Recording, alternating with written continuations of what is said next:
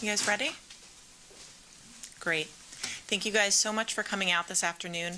Today we'll be announcing the indictment and arrest of Brendan Banfield in our double murder in Reston. Today speaking, we have our Chief Kevin Davis, and we have Fairfax County Commonwealth's Attorney Steve Toscano. Steve. Thank you. Hello, everyone. Early last year, the double homicide of Christine Banfield and Joseph Ryan shook our entire community.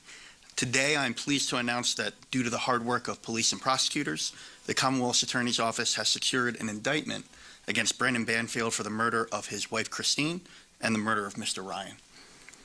Fairfax County police officers took Brendan Banfield into custody, and he's been brought to the same adult detention center where Juliana Perez Margulies has been since last year when she was arrested for the murder of Mr. Ryan.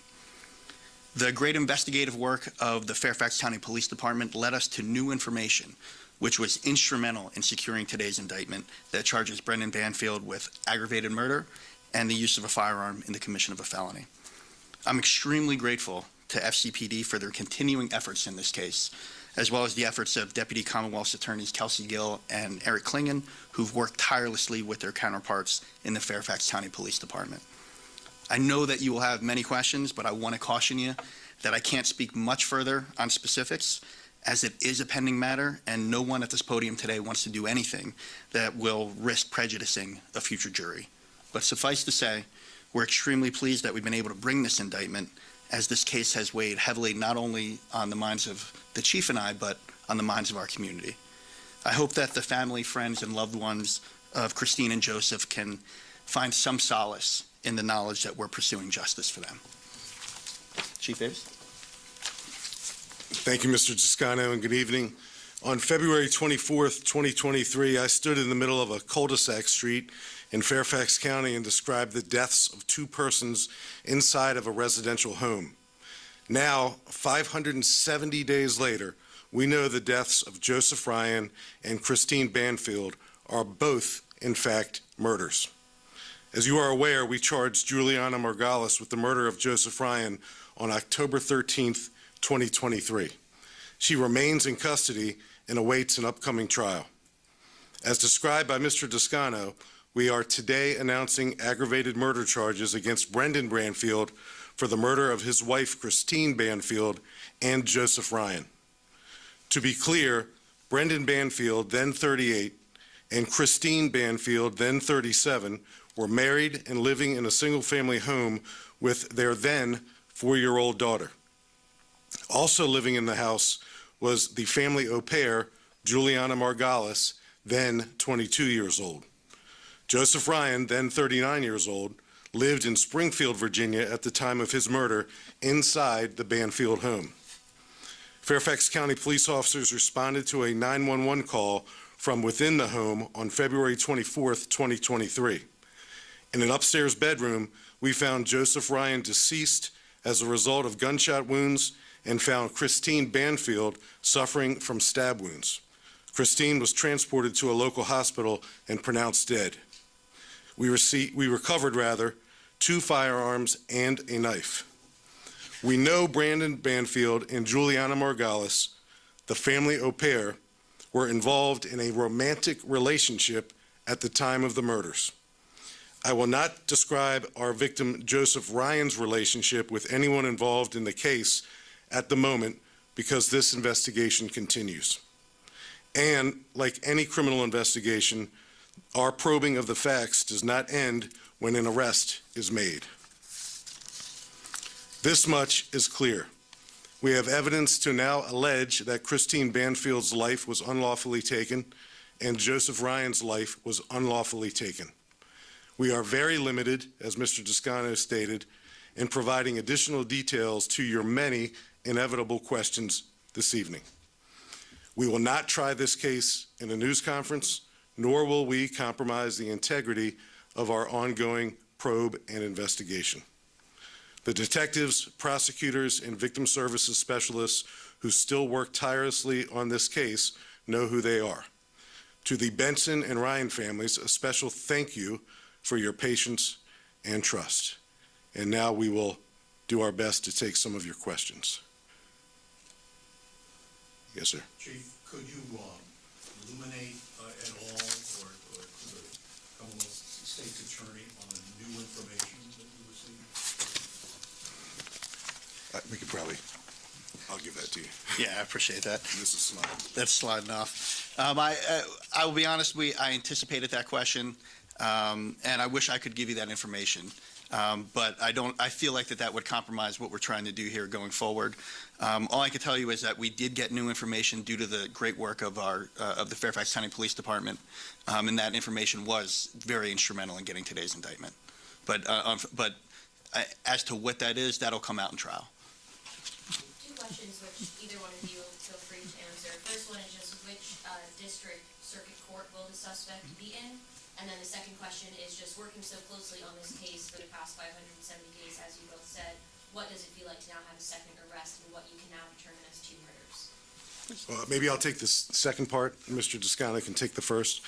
This isn't over. We're not spiking the football. We're not celebrating. We're still in the midst of this journey within our criminal justice system and the families that are involved. But certainly the progress of this case over 570 days has been a result of the relentless work of prosecutors and detectives and crime scene detectives and victim services specialists. And the families have been unbelievably helpful and patient and trustworthy of both of our offices and the people doing this hard work. So we're not done, and there's a lot of work to do.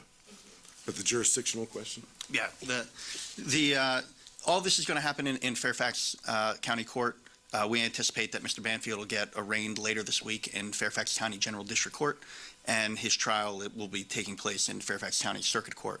And to reiterate what the chief said, we're not finished yet. We still know we have more work to do, but I can tell you that this case has been something that's been on my mind. I know it's been on the chief's mind, my prosecutor's minds, since the day it happened. We've had meetings, discussions every week, and it's probably a day hasn't gone by that I haven't thought about the victims in this case. And I'm just glad that we're able to get to the point where we are now, where we have these multiple indictments, but we know that there's work ahead. Yes, ma'am.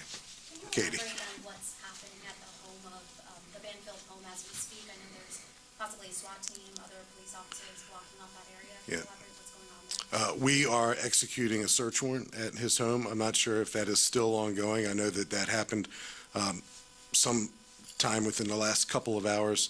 But as a matter of routine in investigations of this nature, it's not abnormal to conduct a follow-up search warrant for additional evidence, and that's why we're at the Banfield home right now, Katie. Yes, sir.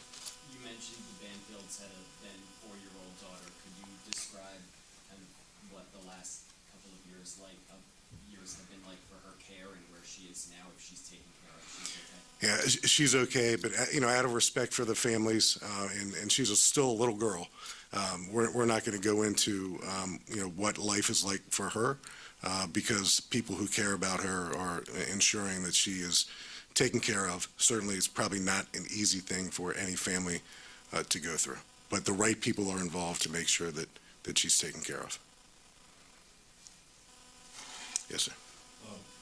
Sir, given that, this has been a very puzzling double homicide for the public to ingest, and given that you say you can't shed any more light on it, is it safe to say that you totally understand now what transpired in the home that February day with this new information and with this indictment? Well, I've been exposed to a lot of homicide investigations throughout my career. And I wish I weren't in a position to say that, but I have been. Certainly, and I think I shared this the day of the murder on February 24th, 2023. I suspected, I had a feeling that there was a lot more to what met the eye that morning.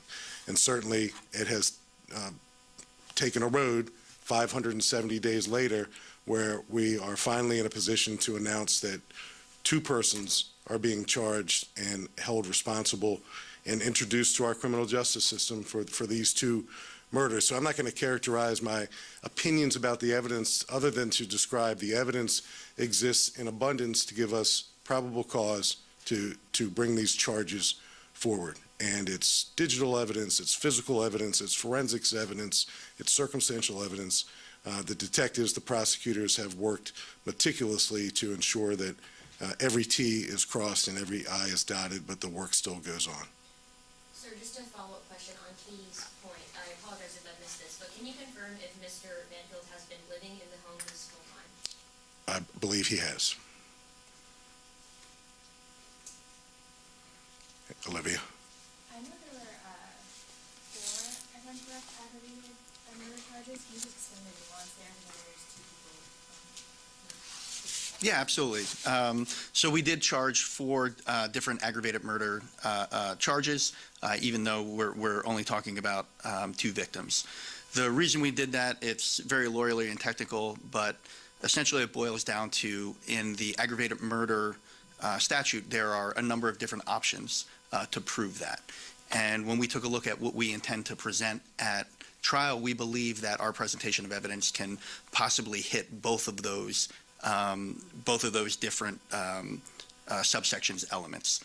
So what we decided to do is we wanted to put all of them in there to give the jury the full picture of what they can choose from. But we anticipate that, of course, we have.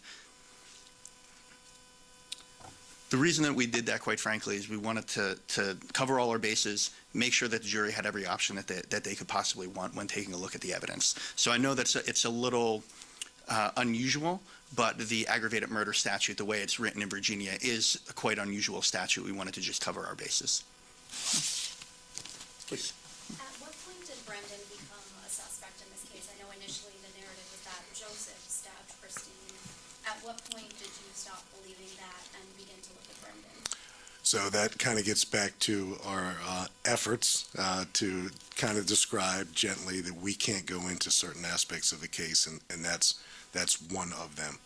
So again, there's a jury that will assemble, and they're going to hear these facts in much greater detail than you're hearing them today. Yes, sir. Again, knowing what you can and can't say, have you been in contact with Brendan over the last 570 days? If so, how many times approximately did you? Yeah, I understand and applaud your journalism interest in writing a more complete story, and I'll just ask for your patience, but that's not something we're going to be going into at this news conference. Olivia. Is Juliana's trial still scheduled for November? Juliana's trial is still scheduled for November. That trial date is, from our perspective, we still anticipate going forward on that date. But of course, there could be motions or other things. But to get to, I think, to probably what the nub of your question is, the fact that we've indicted Brendan today and made that arrest does not mean that her case is being thrown out. We intend to go forward with that case as scheduled. Was she involved in the process of leading to this arrest? Can we talk about that at all? I'll do it for the chief, so he doesn't have to do it every time. But again, I do appreciate that question, but that's something that we shouldn't talk about. We have, as prosecutors, we have ethical obligations about what we can and can't talk about. And trying to prejudice the jury would be something that could put the entire case at risk, and we don't want to do it. And I think that line of questioning would very quickly lead us down that path. So I apologize, but I'm not going to be able to answer that in the moment. Yes, sir.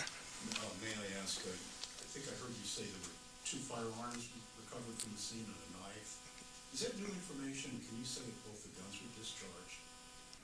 I don't think that's new information, and both the guns were discharged. Is there any reason why Mr. Banfield is being held at the same adult detention center as Juliana? Yeah, that's where he's being held. That's where, if we had any reason to seek to hold him elsewhere, legitimate reason, we certainly would, but none of that exists at the moment. Right, and to be clear, there is the one county detention, adult detention facility in Fairfax County. So there was not necessarily a conscious choice. That is just typical protocol.